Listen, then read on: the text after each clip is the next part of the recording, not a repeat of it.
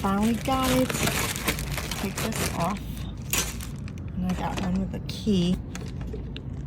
Okay. Closes. And now let's lock it.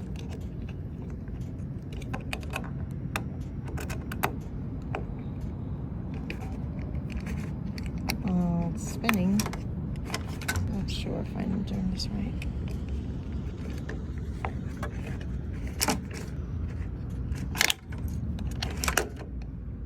Okay.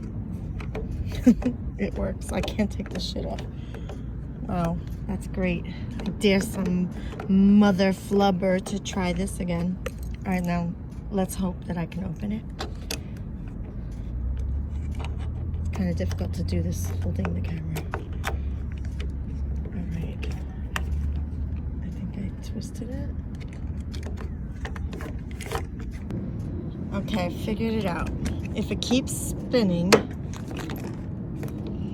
then it's locked, but it doesn't keep spinning. You gotta push it in and then pull it out, but I can't do that with one hand.